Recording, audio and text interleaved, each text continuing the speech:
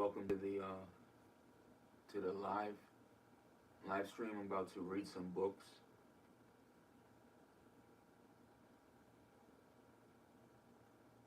Just let me get situated here.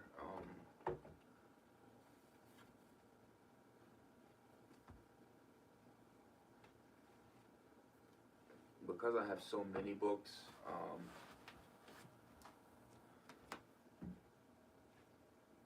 because I have so many books, I'm excited to be able to dive into all of them eventually. Just at different reading sessions. I'm just now getting my schedule to where I would really want it to be. So now I'm able to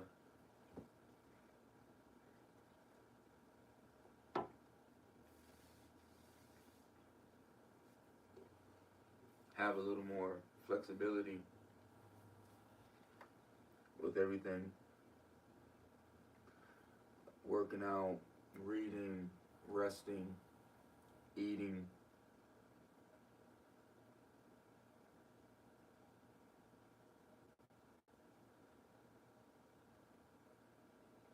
I just want to share this.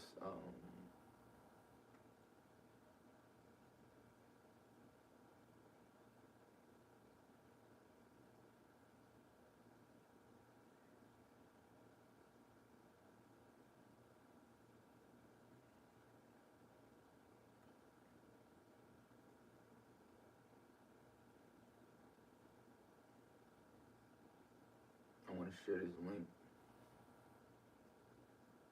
for y'all before I get started because I'm going in.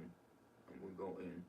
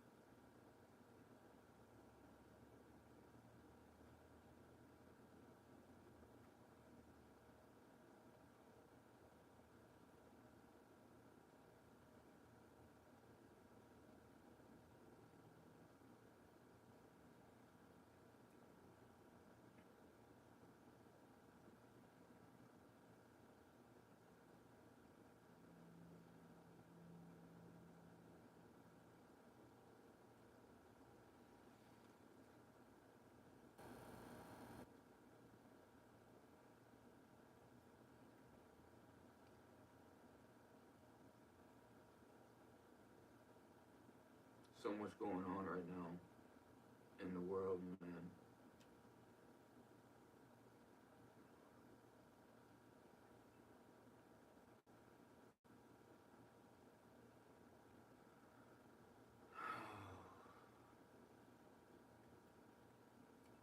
So I'm trying to really do my part in spreading positivity, education, um, health, fitness,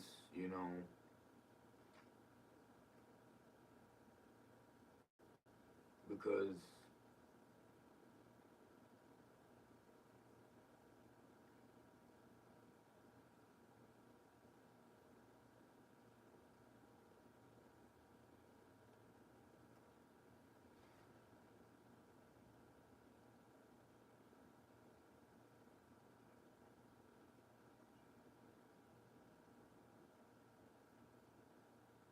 the world needs it, man.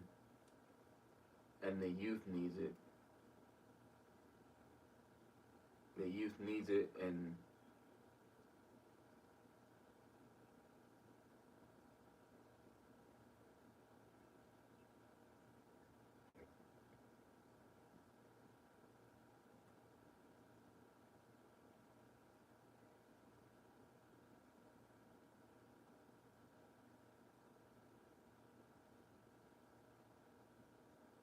I'm gonna get a good 50 minutes or so of good reading. I'm gonna try and do like 10 minutes of each book and share some scriptures as well. You know, some sort of guidance, some sort of direction.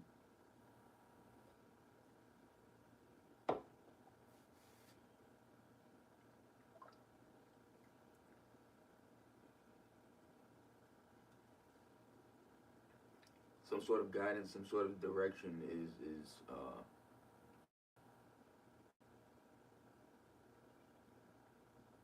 needed, man.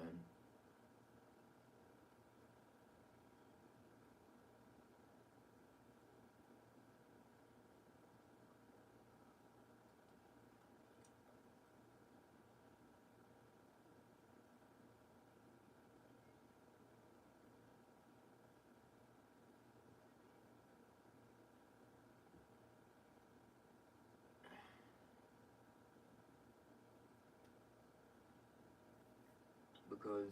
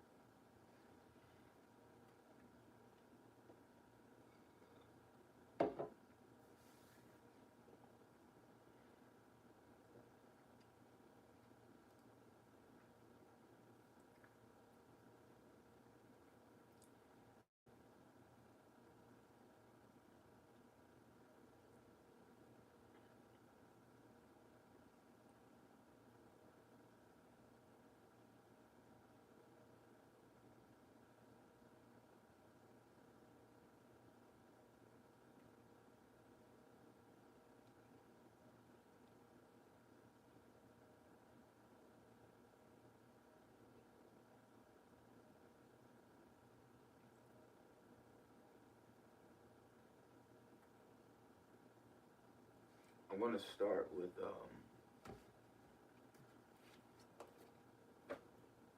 one of my favorites that I've been really excited to get into, and I think I did touch on it and start on it before though in one of my previous reading sessions.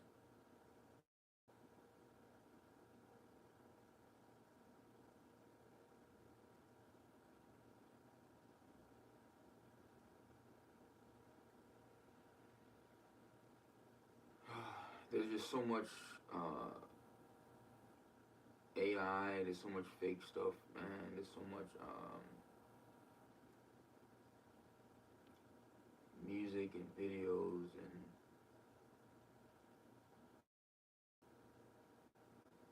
stuff that is just not good for our youth.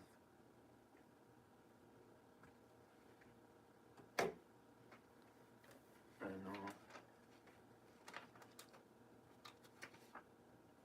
yeah, I did start.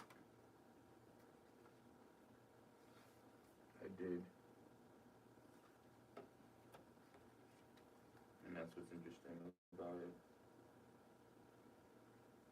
Is so many people we don't know nothing about the law really.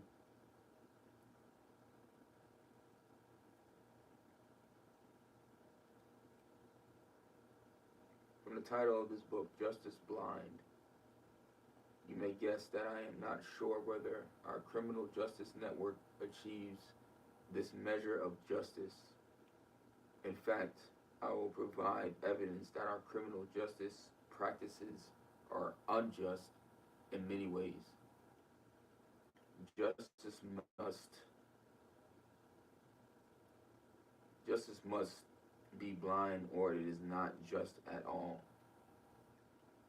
I will demonstrate in this book that the American criminal justice network is in some ways biased against the poor and people of color, and that in some situations it discriminates on the bias of gender.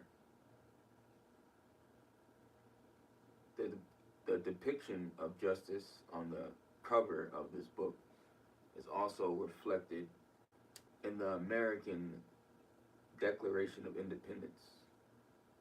American settlers criticized their British brethren for being deaf to the voice of justice. Ideally, this was one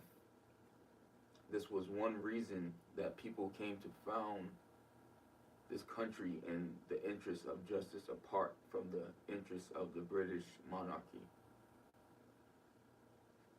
Of course, history testifies to a different reality.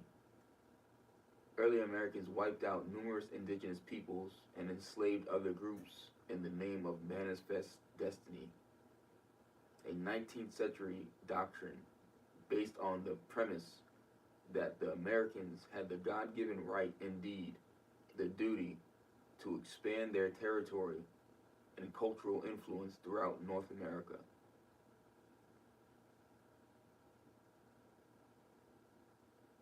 C. Conning, 1993.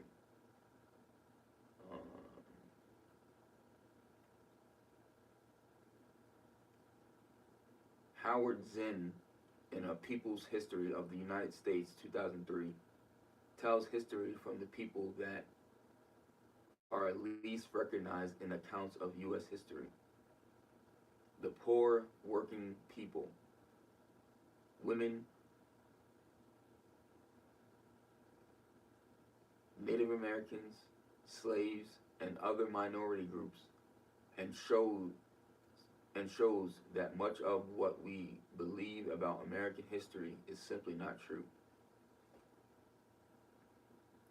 Further, James Loewen, in this book, Lies My Teacher Told Me, 1995, explains how and why Americans are raised to believe their country was founded based on the ideals of freedom for all, when in fact freedoms were structured by social class, ethnicity, and so forth.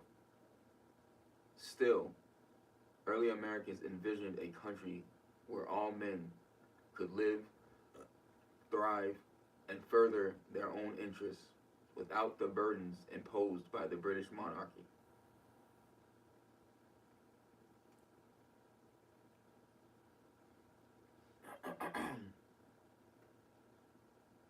Conflicting views of justice. Each conception of justice is important when it comes to studying and understanding the criminal justice network.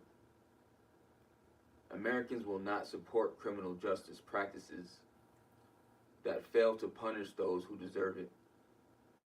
Ideally, they will not support them when they wrongfully convict the innocent or are biased against any group. Pound, 1912, wrote long ago that justice requires that serious offenders be convicted and punished, and that the innocent and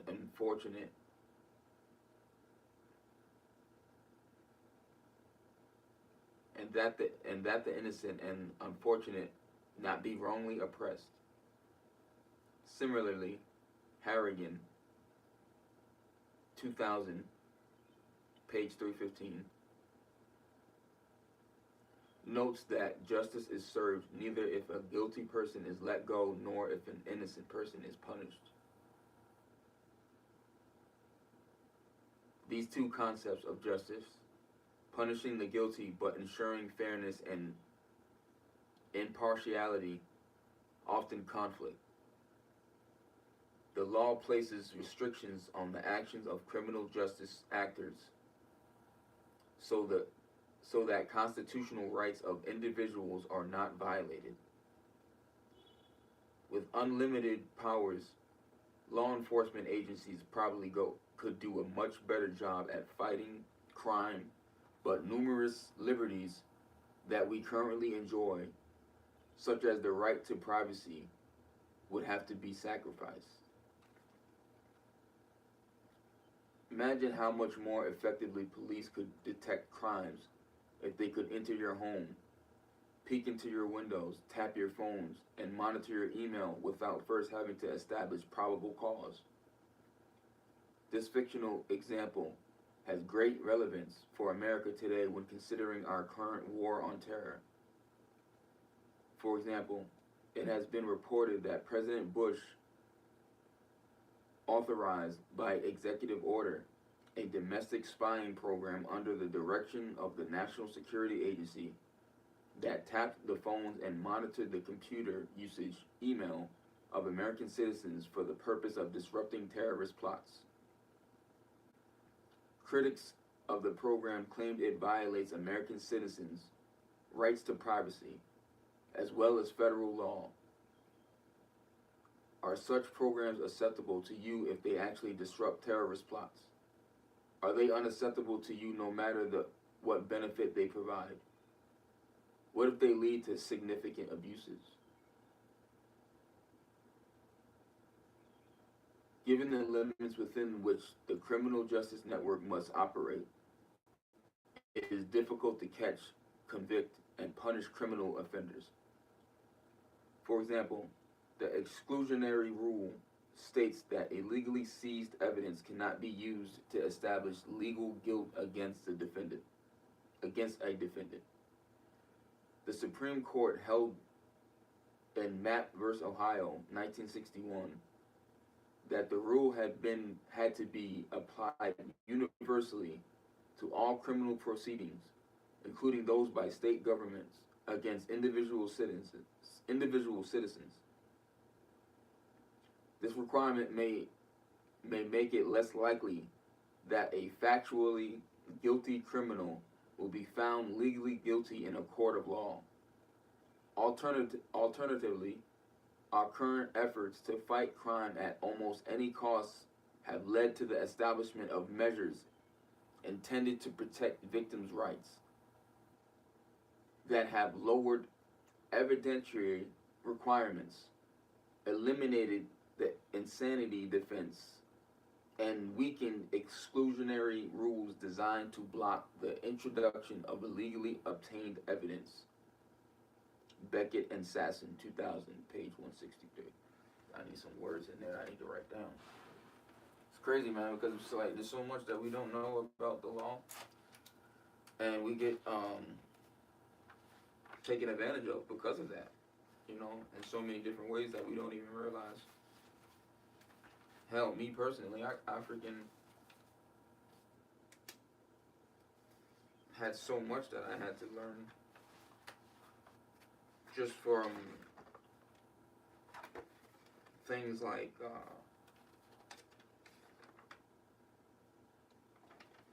traffic violations and just learning the words, learning the vocab, learning the lingo, learning the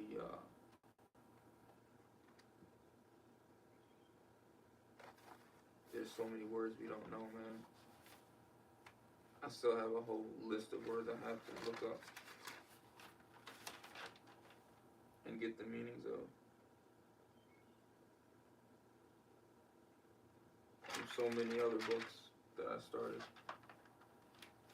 I don't know why this, I must have got wet or something, man. Devil is a lie, man, I tell you. Alright, so there was a couple of words in there I wanted to highlight right quick. I'll tell you what.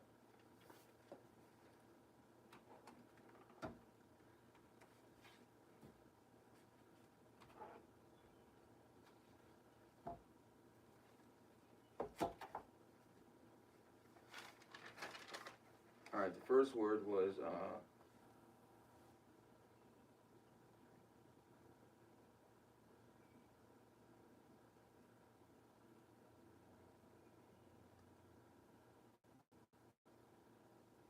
evidentiary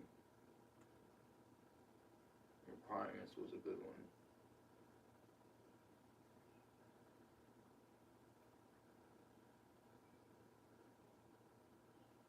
Exclusionary is a good one. Exclusionary.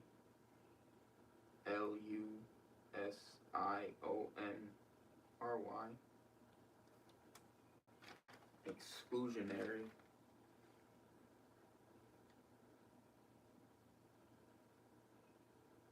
we gotta learn this shit, man. It's like you gotta force yourself to learn it, because if you don't,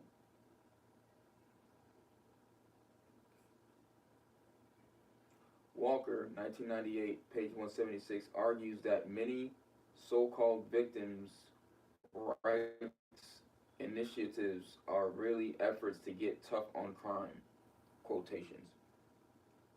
He writes that the President's Task Force on Victims of Crime, for example, recommended legislation to abolish the exclusionary rule, see that word again?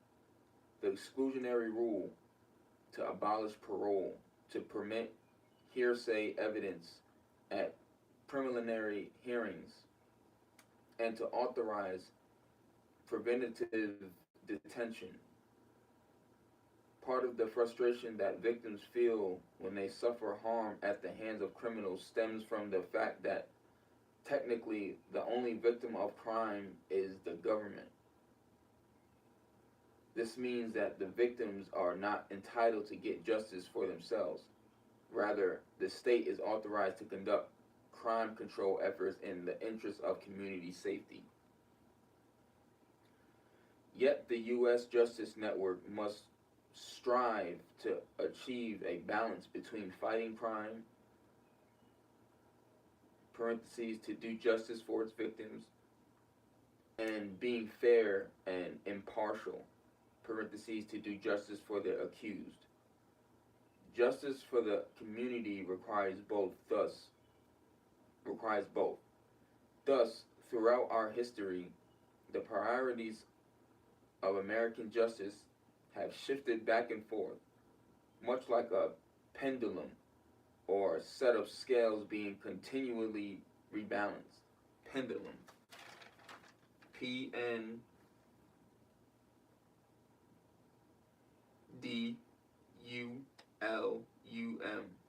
Pendulum. Never heard that. Or a set of scales being continually rebalanced. During some periods, emphasis has been placed on apprehending and punishing criminals over ensuring fairness in the criminal justice process. At other times, crime fighting has taken a backseat to ensuring that the criminal justice network operates impartially. Due process versus crime control. There has always been tension between those who believe in due process and those who believe in crime control. These terms represent two models of justice put forth by Herbert Packer in 1968 in his book, The Limits of the Criminal Sanction, although neither of the two models actually exist or ever can in reality.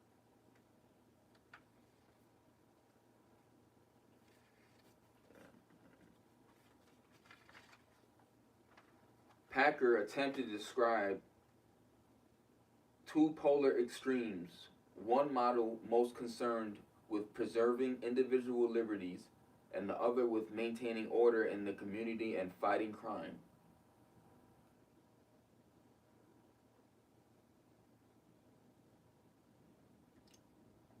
Figure 1 through 3 depicts these models at opposite ends of a continent.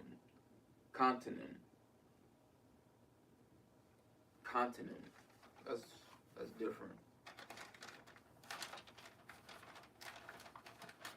Continent. C-O-N-T-I-N-U.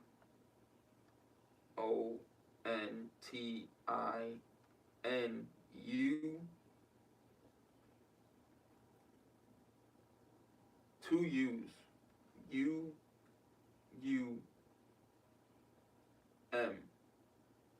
Continent.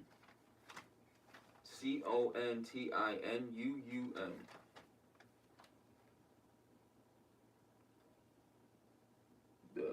The due process model is aimed at ensuring that individual liberties are protected at all costs. even when guilty people sometimes go free. In other words, the due process model values individual freedom, and the way to protect individual freedom is to uphold constitutional protections. It places a high value on the adversarial nature of justice, whereby a prosecutor and defense attorney battle it out in court to find the truth and make sure that justice is achieved. Reliability is the most important value of the due process model, for it is imperative that the right person be convicted of the crime of which he or she is accused.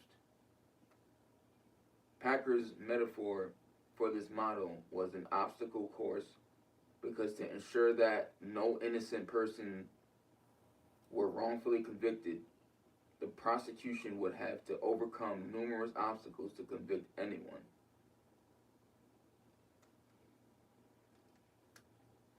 Alright. I'm going to pause there on that one. Still got 30 minutes till game time. So, we're going to move on to the next. Man. Yo, this, crazy.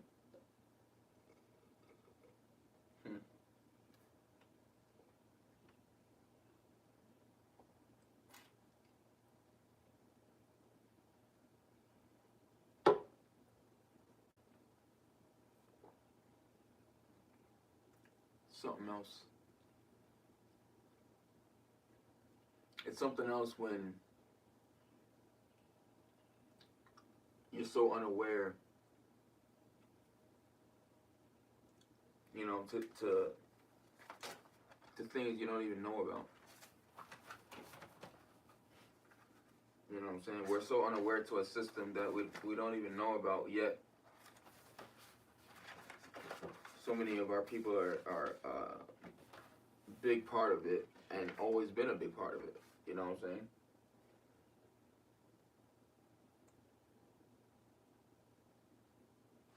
saying? But yet we're still so unaware of it, the ins and outs, and even the surface level of it. Like,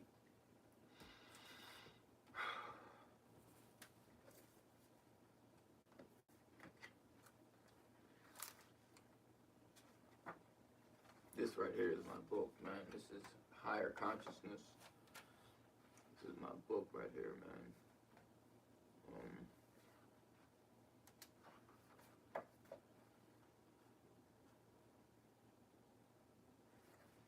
I definitely need to put this like my phone. When your consciousness is primarily directed toward providing you with the sensation patterns to which you are addicted, you will have more energy than when it was hung up on the security center of consciousness. You will usually be with more people, and you will need to sleep less.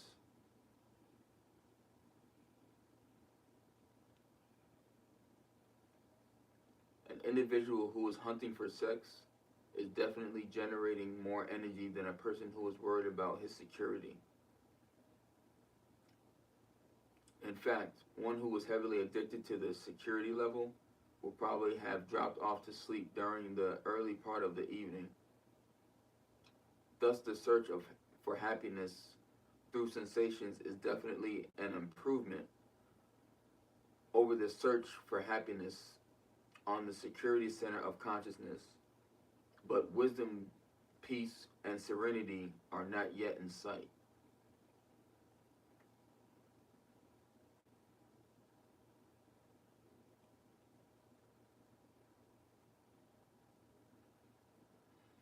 The third center of consciousness, the power center. The last of the lower centers of consciousness that can never provide you with enough is the power center. Most of the people in the world are addicted to these three lower centers: the security center, the sensation center, and the power center. The attempt to find happiness through the power center is definitely a forward step in growth toward higher consciousness. When you are operating from the power center, you will have more energy and you will interact with more people. But these will still be subject object interactions in which people either cooperate with your power games or threaten them. In this center, life is a series of competitive moves and counter moves. What do you strive for on the third level of consciousness?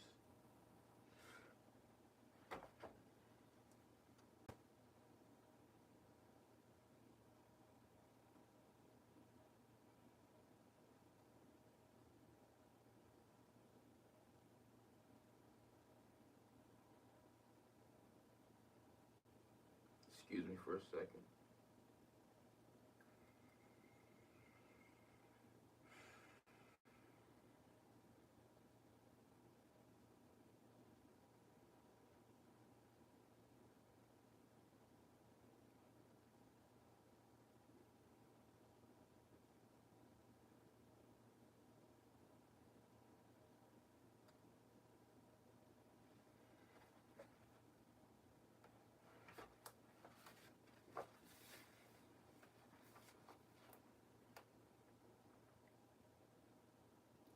Is it money as a method of wielding power rather than money as a form of security? Is it prestige because the more prestige you have, the more you can manipulate people?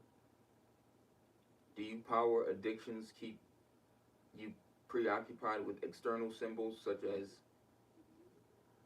as a mod car, an attractive home, fashionable clothes, etc.?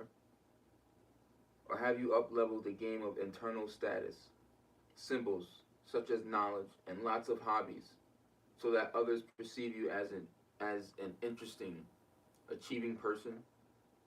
Or perhaps sex has now become a power game whereby you enjoy sex not only for the sensations but also a challenge to your power center. But also as a challenge to your power center. Do you seek the sexual partner who is hardest to attract because of the ego challenge?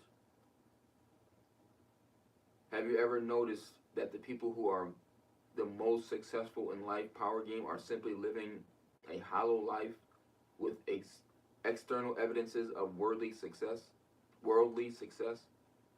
but without really winning inside in terms of peace, serenity, and oneness with others? It often happens that the more successful a person becomes on the outside, the less successful he is on the inside. Anxiety, ulcers, and heart disease tend to increase with external success. To the degree that your moment-to-moment consciousness is biased by security, sensations, and power, you are trapped in the lower consciousness folkways of our culture, and you are not finding enough in life to be happy. You are ready for your next step toward higher consciousness when you deeply realize the utter futility of trying to make it in life using these lower consciousness levels. This does not necessarily mean that you must drastically change your external activities. For what you renounce is your addictive demands and not necessarily the things you are doing. For example, it is not money or sex that causes unhappiness. It is your addictive demands for money or sex. It is the clanging of the emotion-backed circuits in your biocomputer that keeps you disappointed, frustrated, and suffering if the happenings outside you do not exactly correspond to your inside programs. Thus you do not renounce your worldly activities, for it's all here for you to enjoy. You renounce your emotion-backed demands which keep you from enjoying the bountiful life that has always been available around you.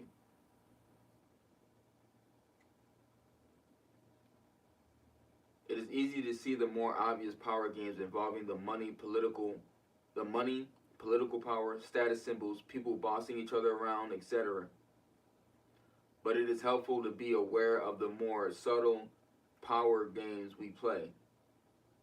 For instance, it is clear that someone talking in a loud voice may be trying to control people, but a power game may also be present when someone talks in an unusually soft voice that makes people be quiet and listen hard if they are to hear. If they are hard, I'm sorry. When someone talks in an unusually soft voice that makes people be quiet and listen hard if they are to hear.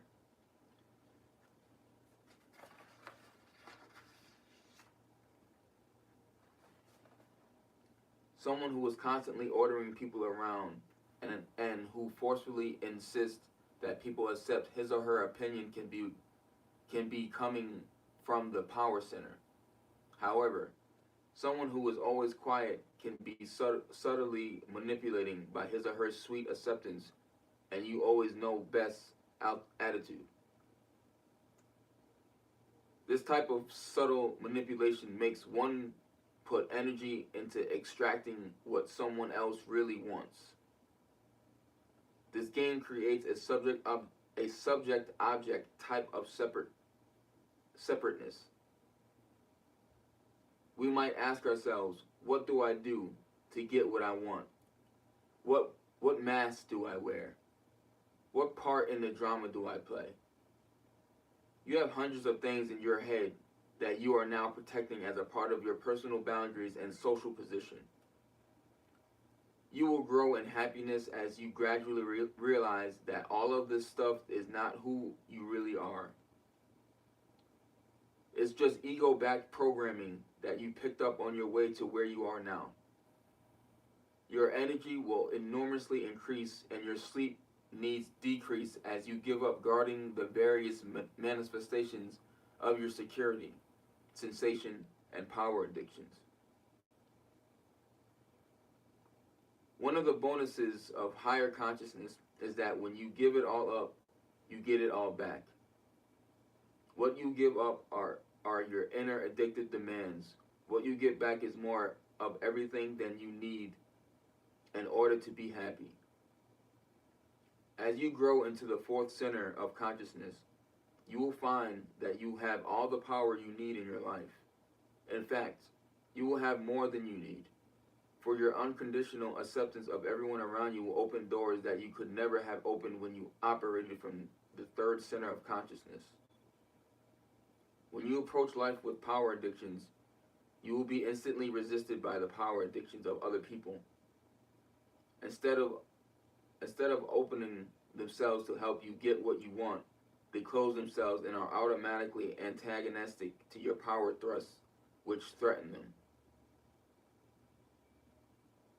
As you grow into the higher centers of consciousness, you will begin to experience an effectiveness that you could never attain when you were shoving from the third center, trying to bulldoze your life into giving you what you thought you needed for happiness.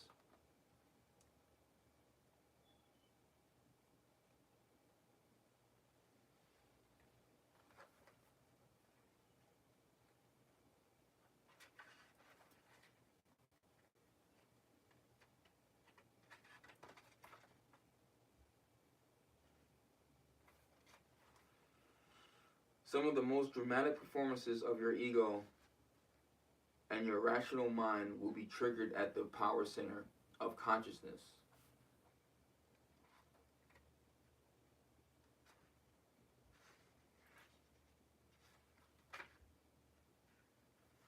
We'll pause there on that one. That's getting deep right there. It's getting heavy. And we'll come back to that later and reread that. And they got a little diagram here.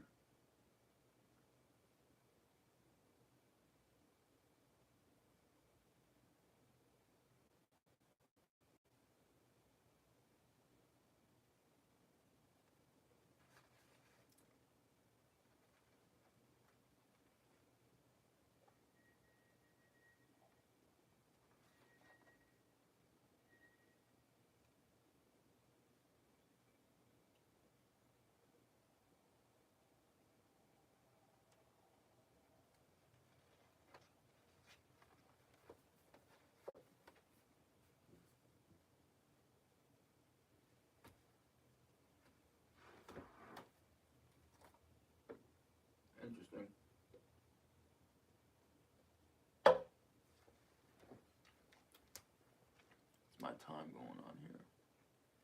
That's 40 minutes, nice. About 15, 16 minutes till game time, give or take.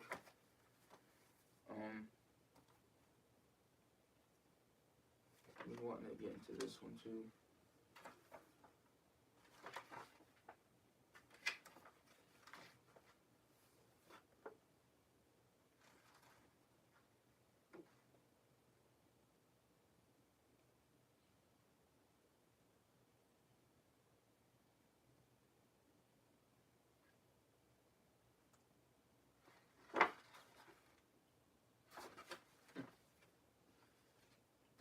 The numismatists.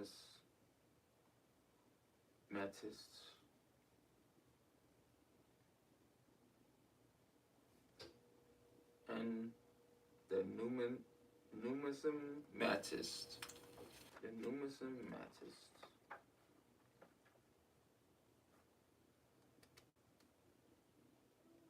I don't even know.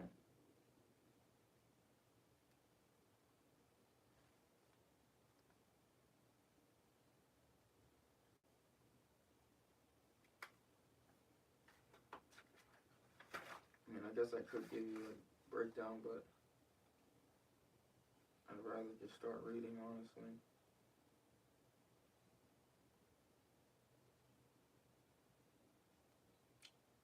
Efforts praise and fight against Carnegie Institute sale.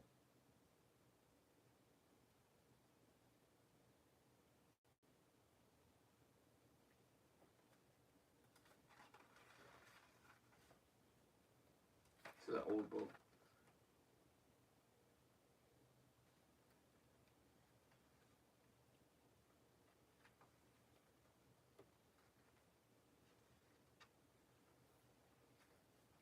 It never ceases to amaze people when they learn that several of the ghettos and the concentration camps in Nazi Europe issued coins and currency,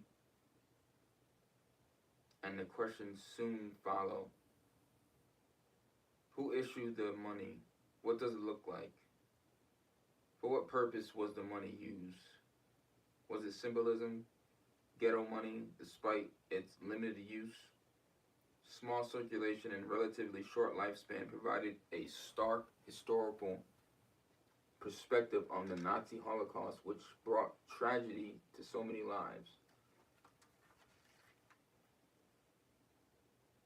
Briefly put, the German plan for the elimination of the Jewish people included two stages.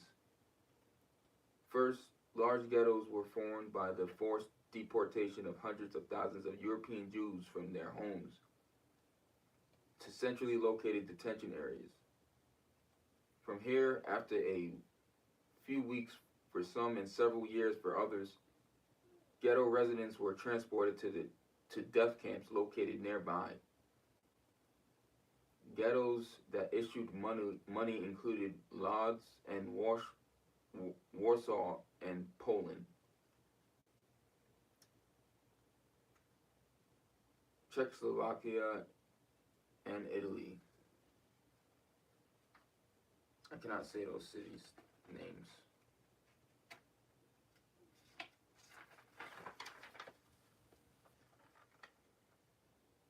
Poland was conquered by Germany in September 1939. By February 8, 1940, the first large ghetto in Poland was established at Lodz, later renamed Litzmannstadt by the Germans. Between February and May of 1940, approximately 160,000 Jews were imprisoned in the Polish ghetto of Litzmannstadt. A solid concrete wall topped by barbed wire was completed around the ghetto by May 1st, 1940, effectively isolating it from the outside world. The Lodz ghetto was ruled by a council of Jewish elders known as the Judenrat, and led by Mordecai Chaim Rumkowski as head of the Judenrat. Ramkowski was given the title Eletz de Juden, or Chief Elder of the Jews. Against this historical backgroup, currency was prepared and issued on May 15, 1940, in denominations of half, 1, 2, 5, 10, 20, and 50 marks. Figure 1, a picture. Looks kind of interesting, actually. Kind of interesting. That's what the ghetto money looked like, I guess, at this concentration camp. Figure 1 depicts the front and back of the 1 mark note, which is interesting. The 1 mark note, the front carrying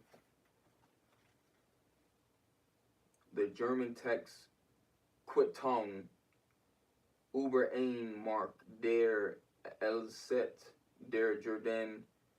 I'm not saying all that. Translates as a receipt for 1 mark, the chief elder of the Jews. The back of the note repeats the statement that this is a receipt for 1 mark and includes a severe warning against counterfeiting. Each of the notes carries the same text and varies only to indicate the denomination. A clue to the function of the Lismanstadt currency is found in the use of the word Quittung, or receipt. Upon entering the ghetto, people were given these receipts in exchange for German and Polish banknotes. Jews were prohibited to have any other form of money.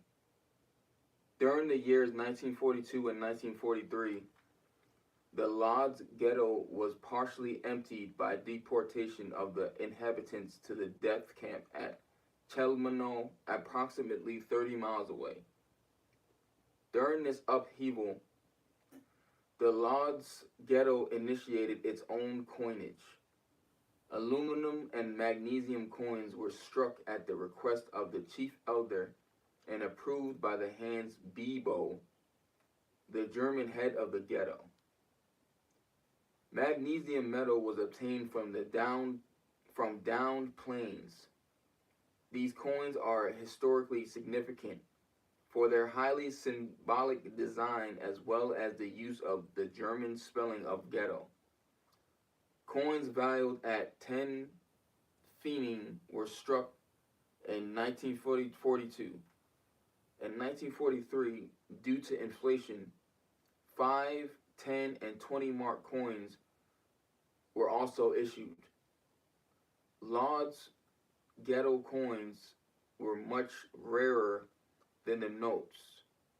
Collectors are advised by Arlie Slabaugh in his book Prisoner of War, Monies and Medals that the coins have since been restruck several times. In direct contrast with Lodz, the famous Warsaw ghetto, scene of the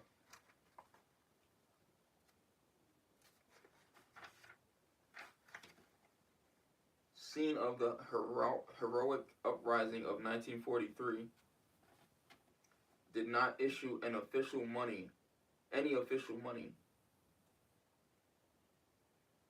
In the spring of 1941, however, a legal currency was printed by the Jewish postal authorities under the control of the Jewish Council in Warsaw to alleviate a shortage of small change when purchasing postage. I'm going to show y'all this picture, and then I'm going to close out with some scriptures and get ready for game time. These are the coins they had at these ghetto concentration camps. So we're gonna pause right there with that one. I gotta put a little tape on that. And we're gonna jump in here. I want to get a couple scriptures in. I know they got like different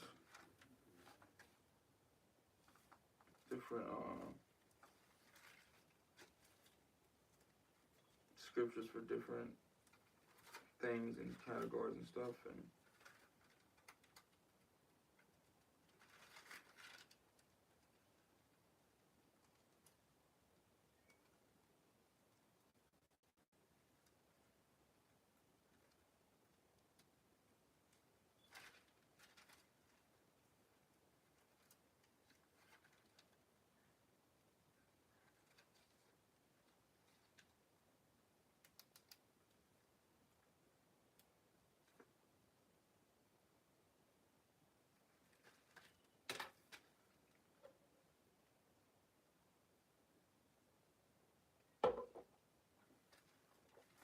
because to be honest, man,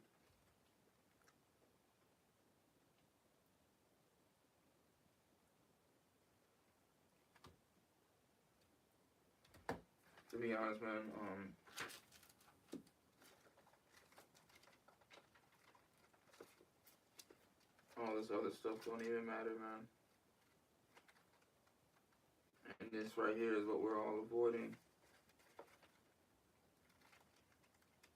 If we scroll through this the way we scroll on our phone, man, what a different world it'd be, huh?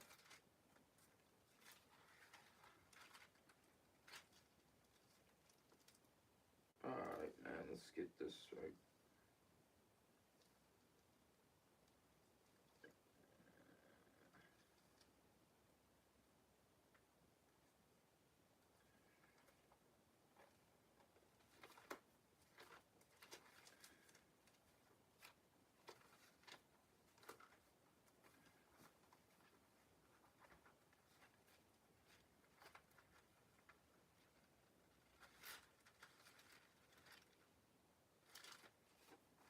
Alright, Colossians 1:18.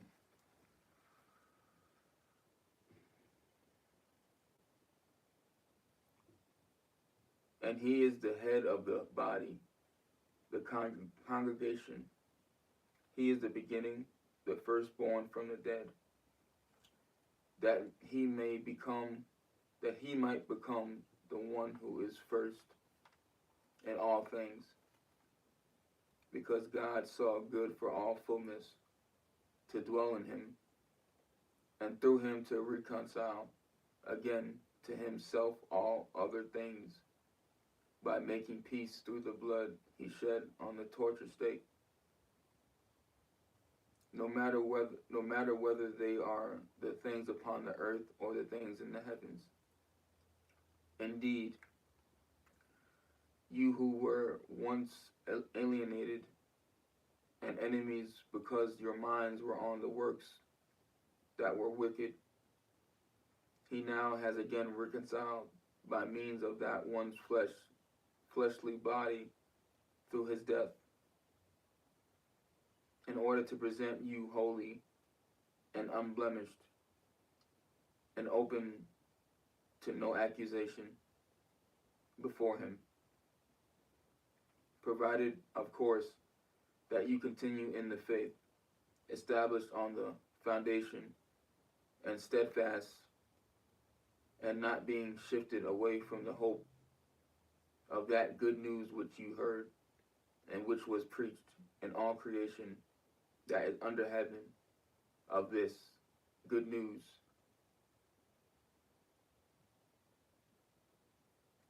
I, Paul, became a minister. I am now rejoicing in my sufferings for you, and I, in my turn, am filling up what is lacking of the tribulations of the Christ in my flesh on behalf of his body, which is the congregation. I became a minister of this congregation in accordance with the stewardship from God, which was given me in your interest to preach the word of God fully, the sacred secret that was hidden from the past systems of things and from the past generations. But now it has been made manifest to his holy ones, to whom God has been pleased to make known what are the glorious riches of this sacred secret among the nations. It is Christ in union with you, the hope of his glory. He is the one we are publicizing, admonishing every man and teaching every man in all wisdom, that we may present every man complete in union with Christ. To this end I am indeed working hard, exerting myself in accordance with the operation of him, and which is at work in me with power.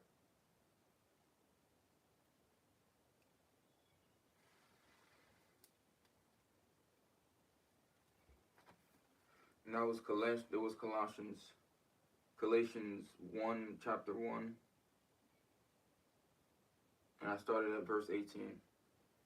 And I read it all the way to chapter 2.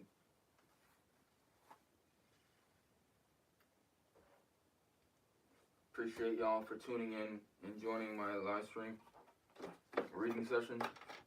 There'll definitely be more. Like I said, now that I got everything a little more structured and balanced, I'll definitely be sending out more info, without a doubt. Go Knicks, go Aces. Let's get these dubs. God bless. Take care. Love y'all, man.